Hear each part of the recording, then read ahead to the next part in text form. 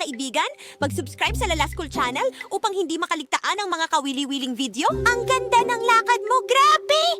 Uy, Diyos ko, Diyos ko, Diyos ko! Ano ba yan?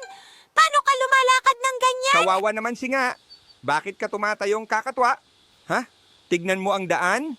Bakit ganyan ang tingin mo? Ewan, tumingin ako sa ibaba ha. Anong pakialam mo? Wala kang pakialam. Ang ingay mo naman. Oo nga. Tignan mo si nga. Ang taas ni nga. Lahat sinasabi rin Oo, yan. sa paglalakad ng ilaw. Mataas nga talaga. Pero matanda na tayo. Suot ko itong sapatos. Narinig ko isang tunog. Ito ang ilaw. Sa susunod, baka mabalian ako ng paa at magkapilay paglakad. Sabi ni G pagturo. Maganda naman daw. Ka. Tuwing nakikita mo ako, pinupuna mo ako. Tuwing nakikita mo ako, pinupuna mo ako. Hindi ka pa ba masaya kung hindi mo ako pinupuna? Anong klaseng lalaki ka na bastos? Ha? Diyos What? ko! Hey, Uy. aaminin ko, parang maliit, sili, mas mabigat ito kaysa sa bahay namin, ha? Wala na bang ibang pwedeng ikumpara? Bakit bigla mo akong kinukumpara sa staff mo? Kung ayaw mong magsalita, walang pipilit sa'yo. Pero kapag nagsalita ka, bastos ka. Umalis ka nga! Mag-subscribe sa Lala School Channel para hindi ninyo ma-miss ang mga kawili-wiling video. Nako, ang bagal mo. Baka naman abutin pa ng bagong taon bago ka makarating sa palengke. Uy, may kulang. Nakakagulat. Parang ang weird ng lakad mo. Ang future mo ay Kung naririnig. aalis ka ng ganyan, baka madaanan ka ng masamang hangin. Magpatuloy ka sa tanungin mo si paglakad tita ng nga. ganyan. Dala niya ang Magaling mga kung saan ka magaling. Kanina nakita ko si Vietnam, nasuot ang sapatos na yon. Maganda naman sa tingin ko. Mukhang matangkad din. Halos kasing Ako tangkad nga, mo. Hindi siya maganda, pero matanda na. Kailangan natin ng desente. Ganitong suotin, pangsaka, pangpalengke, suotin ito sa kalye, biro ko lang sa kanya, kahit sino magbiro sa kanya, ganun Diyos pa rin. ko, ano bang nangyari sa iyo? Paano mo nasabing pandak si ate? Alam mo bang ang salitang pandak ay pinakaayaw niyang marinig? Pandak ang tao. Hindi ibig sabihin mataas sa loob. Sige, sa susunod huwag kang magsalita ng nakakasama ha? Sige, magtatrabaho na ako. Paalam na. Tama ba ako? Ayaw niyang tawagin siyang pandak kasi pandak siya? Kagaya ko, mataba ako. Sino mang nagsabing mataba ako ay hindi ko gusto. Masyadong komplikado ang buhay. Ang tanda na niya! Pag yumaman ako, lagot ka sa akin. Yes, Mom knows. Mom received the money. Yes, Mom will save up a lot of money to fix the house and make it more comfortable. Mom has a guest now. Tapusin na natin. Next time na lang natin pag-usapan. Okay? Kumusta ka? Anong problema? May plug ba? Grabe, ngayon ang mahal-mahal ng sinasabi niya. Bakit ang aga-aga ng araw? Talking about money, it changes everything, see? Wala akong sinabing mali. Siyempre, ako masyado excited. Kailangan na akong gantimpalan. Oo, ito na ang dapat mangyari. Oo, kung hindi dahil kay Ate Sao, hindi ko makukuha ang ganitong kalaking pera. Oh my, it's so expensive, Mrs. Sao. Much more expensive than I expected. Uy, pakinggan mo. Narinig ko na sa pagkakataong ito, kailangan ng mas malaking supply. Talaga ba? Kailangan nating simulan ang pag-ipon ngayon para magkasya. Huwag kang mag-alala.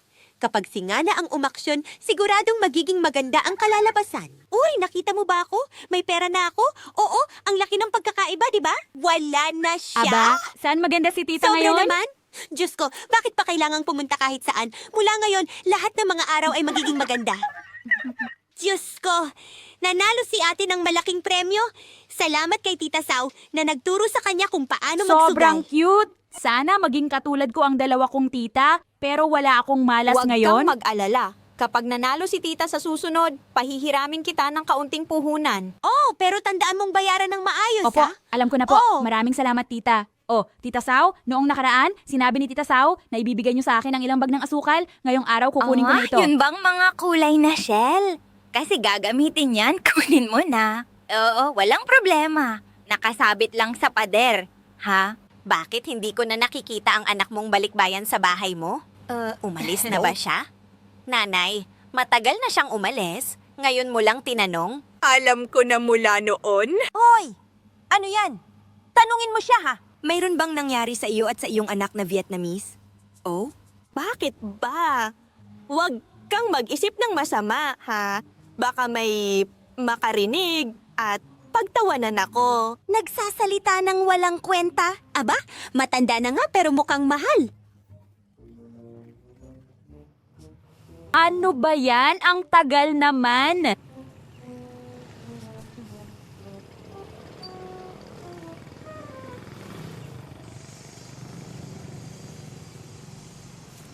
Nakapili ka na ba, Dong?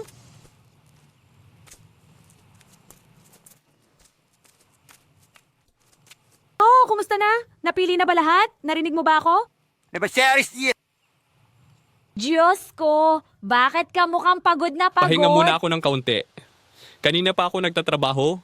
Hindi ba ako huminto? Diyos ko! Anong sabi mo? Hindi naman masyadong mabigat? Wala bang problema? May ilang dose ng sako? Pataas baba sa hagdan? Kaya noong hawak mo ang perang iyon, may hagdan ka ba? Woo! Woo! Tingnan mo ito. Oo!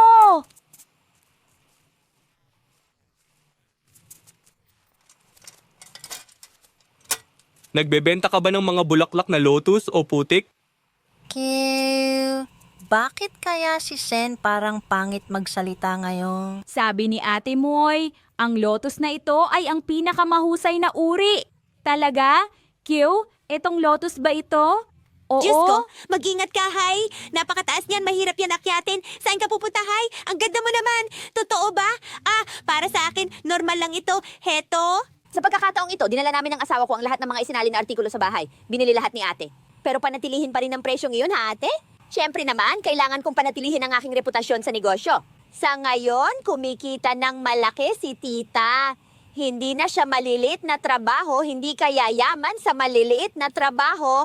Mayroong mga bagay na nagpapahina ng loob. Akala mo ang galing-galing mo na. Tingnan ko nga. Dugong kambal? Uy, ano ang sinabi mo? Ulitin mo nga. Sila ay tsamba lang, sino man ang tamaan. Uy, sinambit ko lang, hindi kita tinutukoy. Pero ako, nanay na panda. Nakakakilabot, di ba? Nakakainis. Mataas na mataas ang tigre. Naku, ang batang iyon. Naku, ayoko talaga pag oras na ng kainan, handa na. Pero nakaupo pa rin ako at naghihintay ha. Etong matabang ito, hindi pa ba makapaghintay ng konti?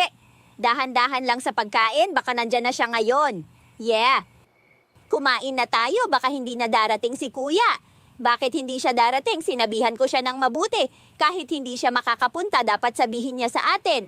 Anak, subukan mo ulit tumawag, opo. Oo nga, tawagan mo siya. Tawagan mo siya para malaman natin. Ano sa tingin mo? Sino ba ang nagpapahintay sa matatanda? Kuya?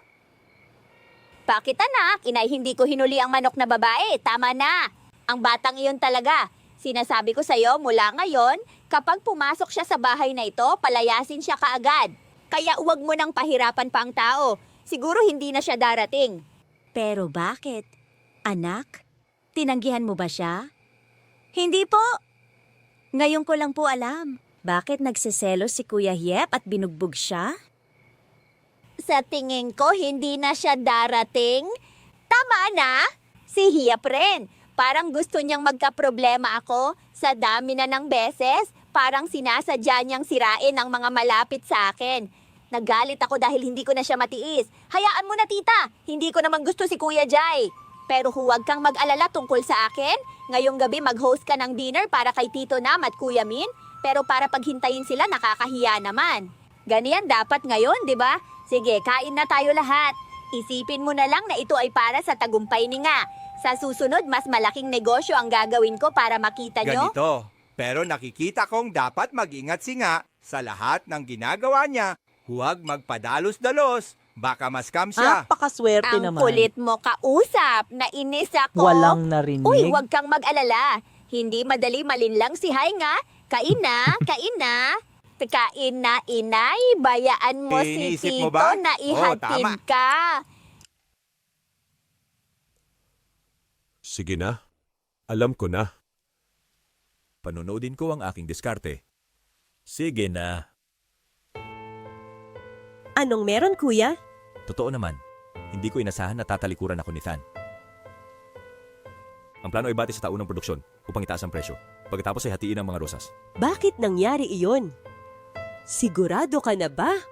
Paano kung merong pagkakamali? Magagawa ko ito. Magtiwala ka. Pinag-aralan ko na ito ng 1 buwan. Paano mangyayari iyon? Kung hindi ka naniniwala, pwede mong tawagan si Toylin at tignan lahat ng mga dokumento. May sapat na ebidensya ako para idiin siya. Pero, siya ay pinsan ko. Hindi ko rin alam paano aayusin ito. Grabe, tiwala ako sa kanya. Tapos ganun ang ginawa niya. Tutulungan kita, pero paano natin ito gagawin ngayon?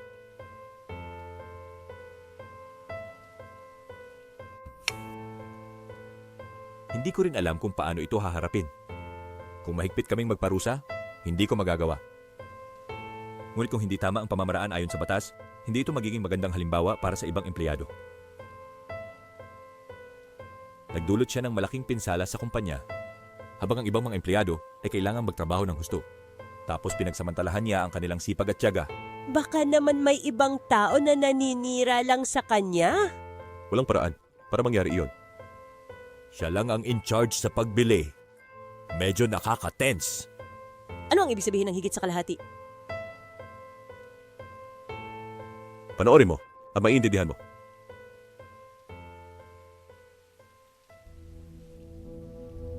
Ikaw ba yung taong nag-withdraw mula sa kumpanya? Ate, Ano bang pinagsasabi mo?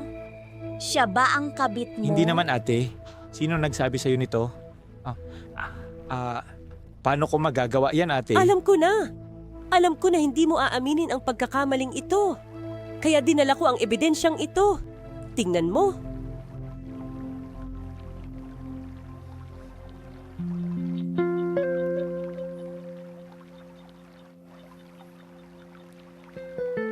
Pasensya na ate.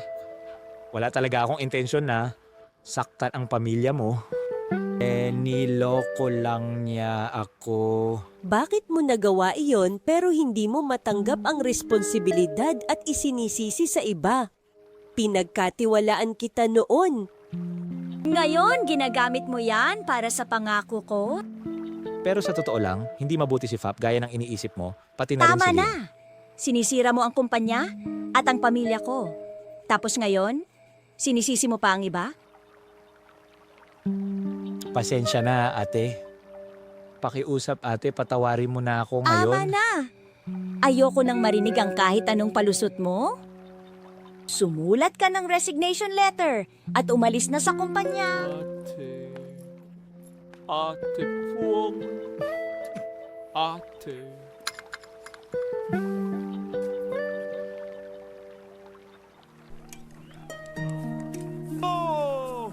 At plano mo ba ang business trip? Mukhang may pera ka na, magpapalawak ka ng bukid ng ina mo? Mag-subscribe sa channel na Gien Miga para hindi mo mapalampas ang mga nakakatuwang video. Paalam. Pero are you planning to stop buying Lotus? No way. We also just opened another Lotus purchasing station. In business, you have to diversify to become rich. Kung magpapatuloy tayo ng ganitong negosyo, kailan pa tayo yayaman? 'Di ba? Nakikita mo ba? Ngayon, kapag gumagawa ng malalaking negosyo, laging may telepono sa tabi. Bakit kaya tumawag si Aling Sao? Siguro dumating na ang pera?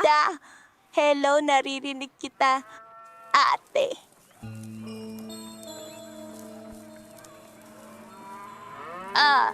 Ayan. Ate Sao, anong sabi mo? Anong sabi mo? Ate, pakiulit nga ang sabi mo. Ate Sao. Anong nangyari? Diyos ko. Palihim na kinukunan ng bata. Opo, sa wakas, ang pera mo, tulad ng sa babae ni Haitiao, naubos na. Ano yon? Ate Hai, saan ka pupunta? Uy! Diyos ko! Ano? Uy! Saan ka pupunta Diyos ng ko! parang nagmamadali?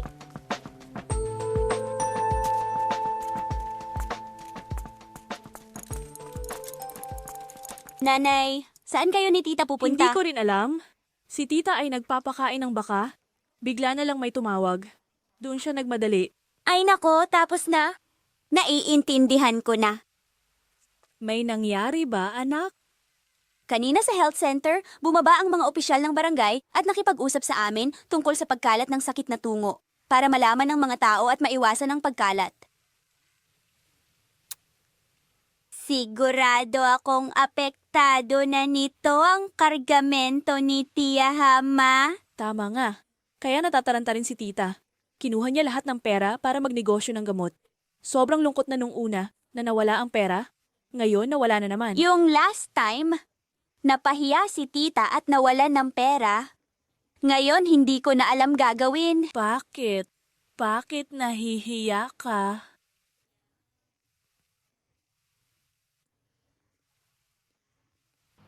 ang bird flu na H5N6 ay bumalik at may pinakamataas na panganib ng paglaganap. Lalo na, isang bagong strain ng coronavirus ang lumitaw na lubhang mapanganib. Wala pang gamot ngayong pagkakataon. 2 trono at 6 na mga alagad ay wala na. Paano namatay? What? The TV has been talking but you didn't hear? Kanina pa ako nakatitig sa'yo. Avian flu. 2 trono 6 na mga alagad ay nagbebenta ng pato. Sino ang bibili ng pato ngayong may avian flu? Pwede ka pang mahuli. Para sa paghihintay mo mga babae ah. Akala mo madali akong lokohin? Namatay na ang tao, nawala ang pera nila, pero masaya ka pa rin. That's it. Come here. I have good news. Ina, nagsanla ka ba ng lupa ng iba? Normal lang yan. May masayang balita pa. Binuksan mo ba ang mga damo ko? Anong nangyari sa'yo? Si Sauloa at nga ay wala na. Ginastos na nila ang pera ng 2 babaeng iyon. Hindi mo ba naririnig sa TV yung sinasabi ng mga tao? Ngayon, hindi na magyayabang ang 2 babaeng yon kay mama mo. Walang kasiyahan dito. Nanay, sa susunod kapag may sakit, malas ito sa atin. Nanay, makipag-ayos ka sa kanila. Unti-unti. Ano ba yung sinasabi mong parang pari ako? Hindi naman ako pari sa bahay na yon. Walang pumapansin sa babaeng iyon? Turno mo na? Huwag kang magpakatanga. Narinig kong may pumunta sa bahay ilang beses. Ngayon ayos na. Yung tao na yon, tumakbo siya dahil sa iyo. Magpakasaya ka sa bahay para kay tatay. Tinutukoy mo ba ako?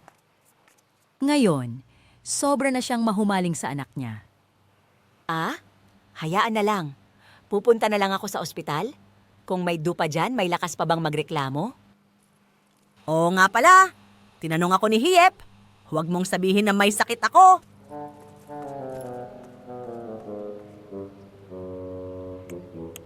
Totoo nga mga babae, ang galit ay hindi madaling maglaho. Miss Sauloa? Miss Sauloa? Diyos ko? Miss Sau?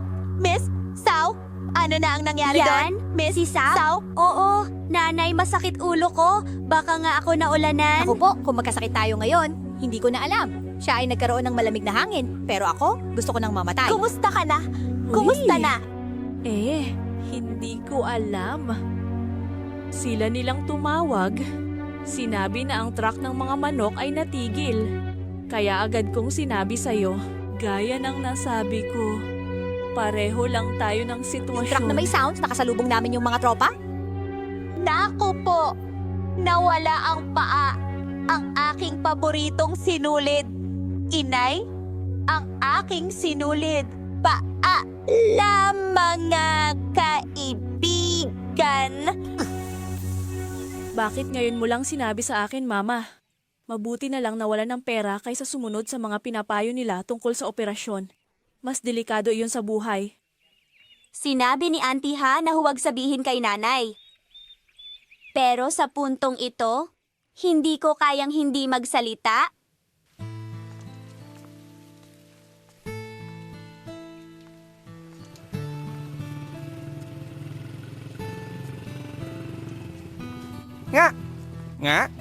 Nga? Bakit mukhang malungkot ka? Nga? Tanong ko nga. Nga? Hindi sumasagot. Hindi. Sinasabi ko sa'yo, kahit mamatay ako, wala kang pakialam. Bakit ka ba nangungulit? Bakit bigla siyang lumiko sa akin? Tinanong ko si Anong Tamkwan. lang tungkol sa kanya, pero para saan? Yan ay bagay ko, alam mo ba? Alam mo ba kung paano ako alagaan? Alam mo ba kung bakit? Sino ba naman ang mag-aaksaya ng oras para dito?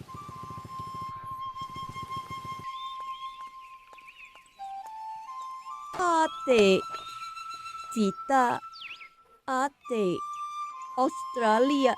Nawala na lahat, Bes. Tama na, tita. Wala na rin ang gitara. Huwag ka nang malungkot. Paano naman hindi ka malulungkot? Nung nakaraan nawala. Kaya pera na lang ni tita ang nawala. Pero ngayon, ito ang ipon na pera ni nanay. Oh my gosh! Why am I so unlucky?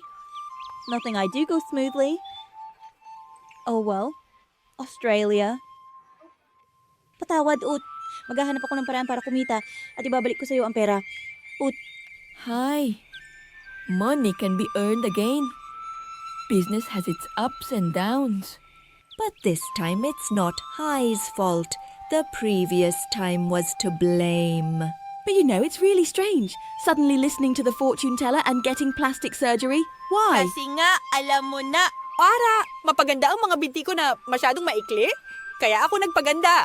Kung maganda at mahaba ang binti ko tulad ng mga modelo, hindi ko na kailangan gawin ito. Why do they keep blaming me for that?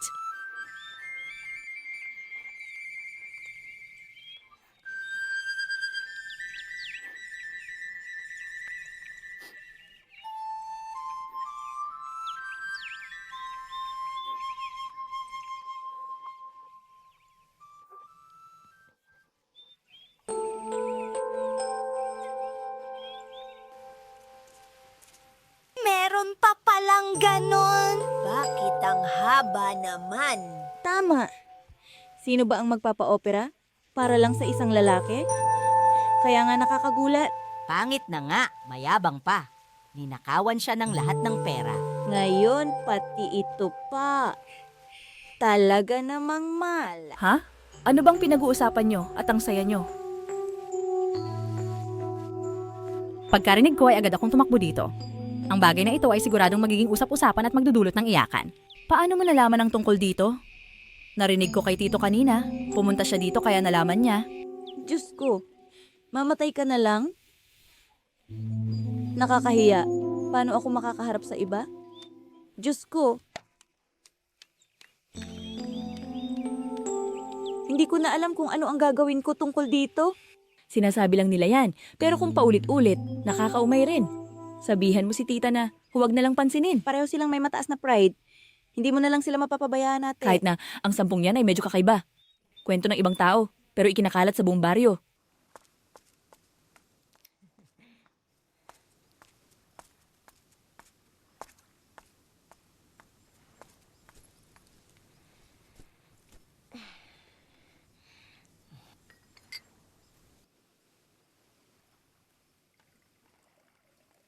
Nanay, saan ka galing kanina? May inayos lang ako. Nasaan si tatay at si kuya? Si tatay at si kuya ay nasa taas. Ang saya-saya! Presko! Saan si mama? Anong masayang nangyari kaya natatawa siya? Alam mo, hindi. Si mama ngayon. Namimili siya. Diyos ko! Ubos na ang lahat. May isa pa akong ikukwento. Dati nagpa-cosmetic surgery siya. Ngayon, alam na ng lahat sa lugar na ito ang tungkol dyan. Baka hindi nga siya lumabas ng bahay, di ba? Tapos sasabihin mo sa buong barangay. Ganun ba? Ano talaga? Napakalinaw naman. Malalaman din naman ng lahat. Hindi na kailangan pang sabihin ng nanay mo. Ano? Bakit? Bakit tuwing may kinalaman sa bahay na yon, itong taong ito ay nagiging baliw? Tapos, tandaan mong singilin si Aling Sao para sa akin, ha? Sigurado akong wala siyang pambayad sa akin ngayon. Nanay, talagang masipag ka. Kahit papaano, magkaibigan kami ni Yuki Mai at nagtatrabaho pa kami ng magkasama. Paano ko siya haharapin pagkatapos nito? Hindi kita pinilit na tingnan ang mukha ng batang iyon. If they are mad at you, big brother, that's even better. Walang silbi ang paghabol. Ne, ngayon ang pinakamahalagang bagay para sa iyo ay ang doktor. Nasaan na ang bata? Wala pa. Hindi pa naman nagsisimula na eh. Medyo nahihiya rin ako. Parang palat yung gusto sa akin. Hindi ko kayang hanapin ang kalabaw, nanay.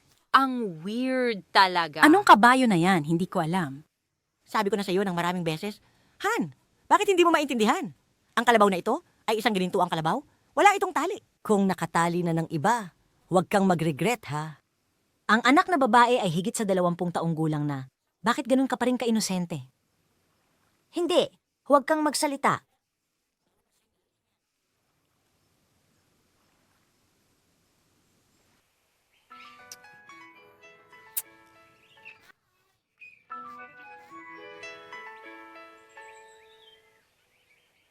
Hello? Ano na? Wala na bang ibang paraan? Huwag mo sabihin sa tatay mo, ha? Papatayin ako nun kapag nalaman niya. O sige, hindi bale. Okay lang. Sige, tatawagan kita ulit mamaya. Urgent lang. Nanay, ano ang sinabi ni ate? Mga negosyo ni nanay yon. Bakit parang malungkot ka? Ayos ka lang ba? Wala yan. Huwag ka nang malungkot. Sige na, pumasok ka na at mag-aral. May pasok pa mamaya. Tara na, opo. Nagyayabang ka. Anong balita? Tapos na, di ba? Pwede sa iba ka umutang, pero kay Ate Sao, wala na. Inihanda mo na yung pera, di ba? Wala akong pera. Nakikita ko pa lang ang mukha mo. Parang nakikita ko na ang salitang utang. Hindi pa ako handa. Bayaran kita sa susunod. Kumusta ka noong nakaraan? Sisingilin daw ni Ma'am ngayon. 10 araw ko sa'yo? Tingnan mo kung 10 araw na ngayon. Bakit ka nandito para maningil? Maging mabuti. Hindi ko kailangan ng paalala mo, okay? Pagkikita ko pa lang sa'yo, nawawala na gana ko sa pagkain. Okay. Hintayin ko ng 10 araw para malaman ko kung kaya kong magbayad. Huwag mo akong sisihin pagkatapos. Ang tanga mo! Uwi ka na! Patay ka! Sinasabi ko sa'yo, matigas ang ulo mo, ha? Umuwi ka na ba?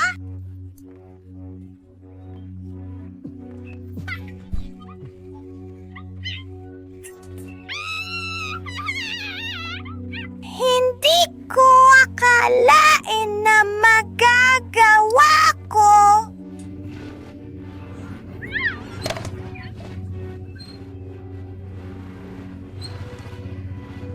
Diyos ko, ang bastos na bata. Gusto ko lang tumayo ng konti, pero gusto ko rin sanang tumayo at hanapin siya. Akala ko talaga papaluin na niya ako. Hindi ko na alam ang gagawin ko. Tama na. Nawala na rin naman ang lahat ng instrumento. Kung patuloy kang ganyan, paano natin lulutasin ang lahat ng bagay? Mas mabuti pang bumalik na tayo sa dati nating pagbili ng mga eksen, siguradong may pakinabang pa rin tayo. Paano pa nila maipapakita ang kanilang mga mukha sa kapitbahay? Nagkalat na sila kung saan-saan. Alam na ng lahat ang kwento nila. Nakakahiya talaga. Sana'y bumuka ang lupa at lamunin Walang na anuman, ako. sa totoo lang. Ilang sandali lang at makakalimutan din ng mga tao.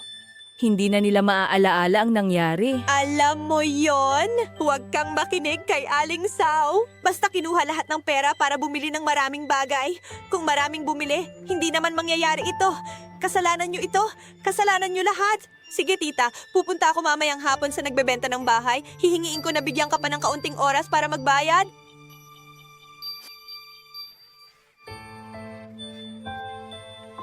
Pera na tingnan mo. May problema ba, Tita Moy? Awagin si nga dito. Pinasabog ang tindahan ng tao. Ngayon, kailangan na natin pag-usapan ng bayad. Kung hindi maayos ang negosyo, huwag nang magpakadaring. Ano ang gagawin? Usok ng mga gamit. Ang utang na walang gamit ay kakaiba. Anong oras ba na kailangan mo talaga ng pera? Kung hindi ka hihingi, kailan ka pa hihingi? Ano ba?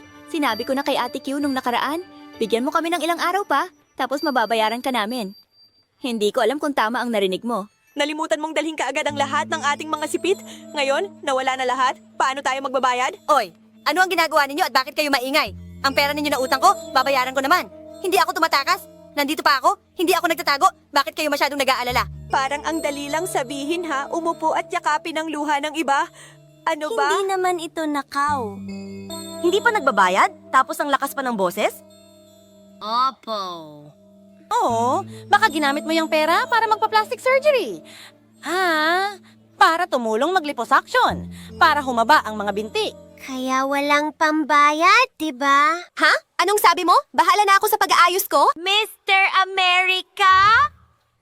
Makikipagsuntukan ako sa'yo sa korte. Mag-subscribe sa channel ng Lala School para hindi makaligtaan ang mga kapanapanabik na video. Mag-subscribe sa Genmi Go channel para hindi mo mapalampas ang mga nakakaaliw na video. Kita-kits sa mga susunod na video. Simula ngayon, hindi ko na palalampasin ang pamilyang yan. Ginawa ni Lola yan. Tinatawanan tayo ng ibang tao. Walang magandang maidudulot yan. Ano ka ba? Bakit ka ganyan? Kuya, Naiinis ako ngayon! Ilang beses ko na sinasabi sa'yo, Nay, huwag kang makipag-away sa mga tao. Gusto mo ba akong mamatay? Walang pera! Patay ka! Gusto mo lang? Hindi patay. Pwede ba? Kapag mayroong mga issue, sa susunod na araw? Anong ginagawa mo? Ang usapan natin, hanapin mo si Noy. Ang sa akin naman, wag mo akong pakialaman. Salamat sa panonood. Nababaliw na siya! Bakit mo siya inaasar ng ganito? Kailangan mo magsalita ng walang katotohanan para makakuha ng trabaho. Anong magagawa ng mga demonyo? Hindi ko pa nakita ang tulad mo. Paano ka nakakapagsalita ng ganoon bilang isang ina? Ano ang alam mo? Tumigil ka! Umakyat ka na sa kwarto! Hindi mo na kailangang paalisin ako. Nakikita kong Pagod bahagi ko. na ako.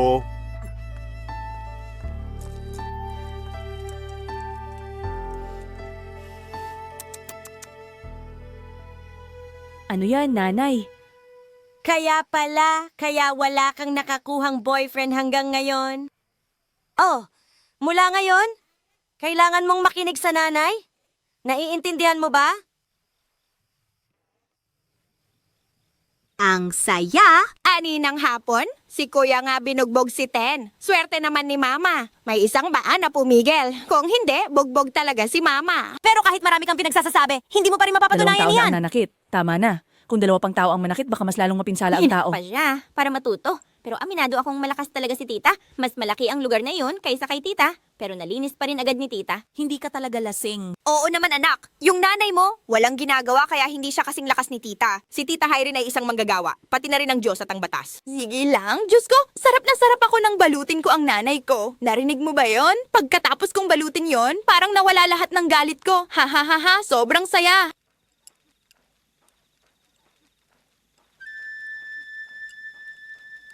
Oh, bakla. Pero hanapin.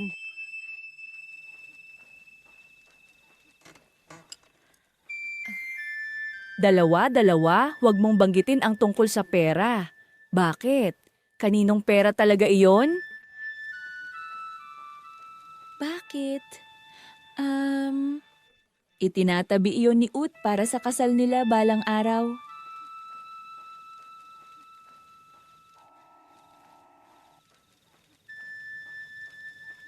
Dalawa, kumain na kayo ng kanin, ha?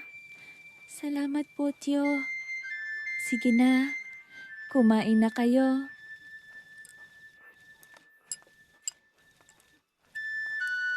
Oo, sige. Bye doong nguyat. Bye doong nga. Bye ukviet. Gutom na ako. Pwede ba akong sumalo sa pagkain Saan mo? yan? Saan meron pagkain tapos kakain ka na lang? Akala mo bahay ko ay isang templo? Gusto mo lang kumain? Saan ka pupunta? Tingnan mo kung buhay pa ako upang masabi sa iyong ina, hindi madaling mamatay. Hindi ka madaling mamatay. Pinuntahan ko si tita nga para makita kung okay siya at humingi ng pasensya para sa nanay ko. Mabuti ka lang? Walang kahit na anong sugat? Ang may sugat ay ang nanay mo. Umuwi ka na at tingnan mo. Kung gusto mo mag-sorry, papuntahin mo ang nanay mo dito. Sa ganon, baka tanggapin ko pa.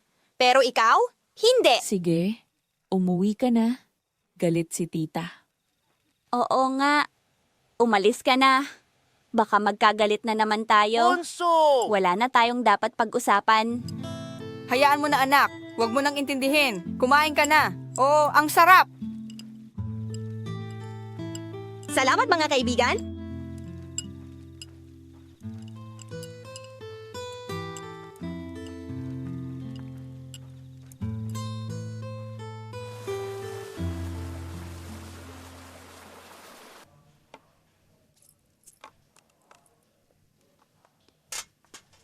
Oh, kamusta na ang dalawang bata, May? Opo, mas okay na ang kalagayan ni tita matapos ang kaguluhan kahapon.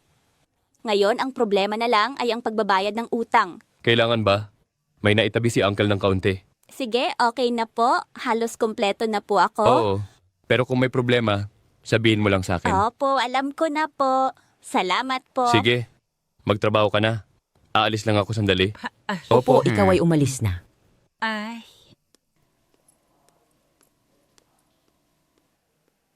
Ut, May, hindi mo kailangang gawin iyon. Dahil ang lahat ay handa ng maayos. Ano ang ibig sabihin ni Kuya Min? Natin ang Australia.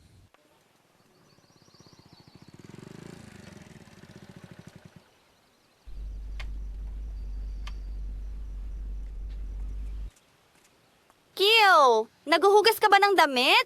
Uy, Tita Hi, may kailangan ka ba, tita? Puntahan mo na lang ako at babayaran kita sa susunod na pagkakataon. Kapag may pera ako, babayaran kita kaagad. Ano?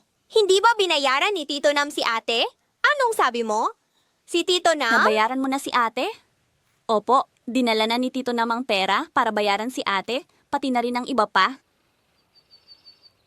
Sorry po, ate. Noong nakaraan, ayaw ko naman talagang humingi. Pero kasi si ate ang nag-utos sa akin. Bapa to? Patawarin mo ako, ate. Walang problema. Alam mo na yan. Sige, uuwi na ako. Ah? Oo nga pala, binibili ko na ulit ang mga Lotus. Kung may Lotus ka, ibenta mo sa akin, ha? Oo?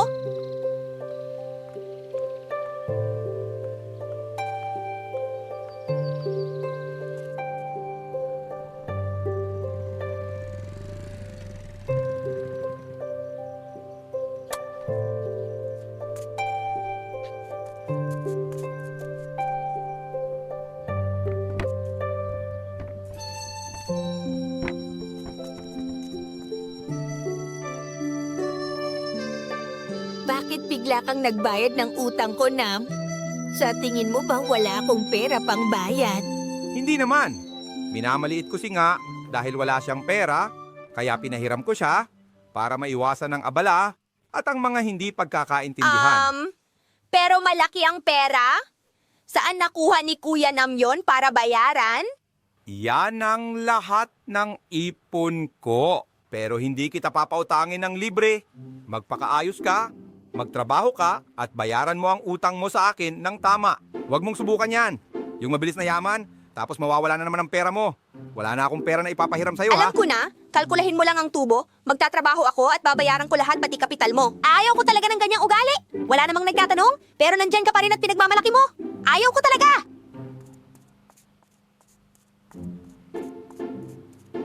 Uy, pareho nga ng pakiramdam ng pagkain ng paru-paro. Hindi ko talaga kaya.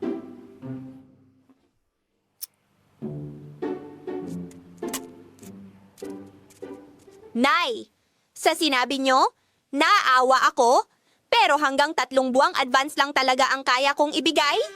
Tita, pakiusap. Pautang ng kaunti pa. Babayaran kita agad. Hindi sa ayaw kitang tulungan? Pero sa totoo lang, hirap na ako ngayon. Tiyahin, pakiusap tulungan niyo po ako.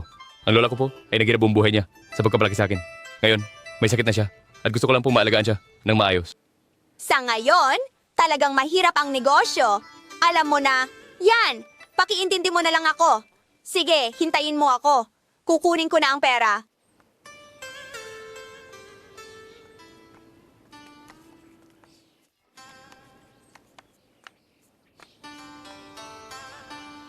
Sige na, huwag ka nang malungkot.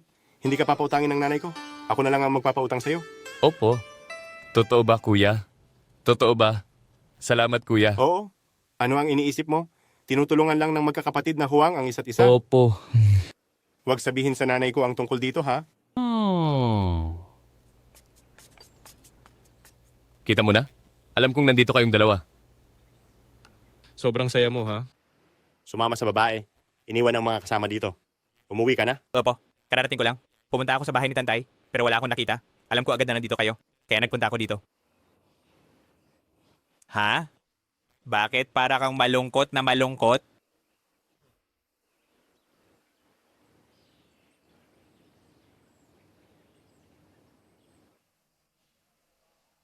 Ang pagmamahal ng isang ina ay sagrado. Sa totoo lang, walang kasalanan ang bata. Kaya, huwag ka munang magdesisyon. Pag-usapan mo muna kayong mag-asawa. Malay mo, siya. Ayaw ko rin naman iwan ito. Meron na akong 5 anak na babae. Ngayon meron pang isa. Hindi gusto ng asawa ko, kaya wala akong magagawa. Lahat ng mga anak ay mahalaga. Ang mahalaga ay kung paano natin sila pinalaki. At saka, ang sanggol mo ay 19 weeks na. Mag-isip ka ulit.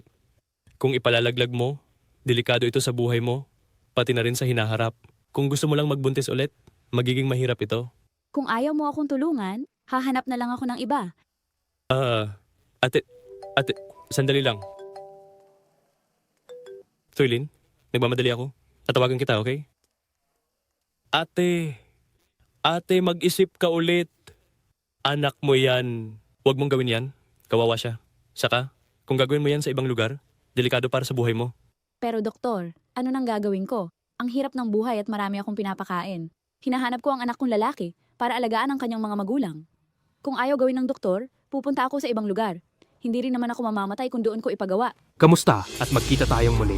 Anong nangyari?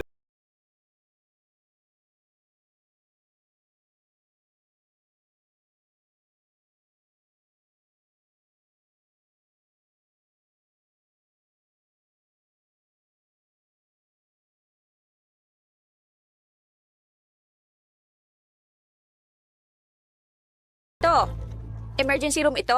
Bawal kang pumasok. Nasaan ang doktor? Ano ang magagawa ng doktor na ito? Si Dr. Jiang ay nasa pulong sa munisipyo. Huwag kang mag-alala. Kaya niya iyon.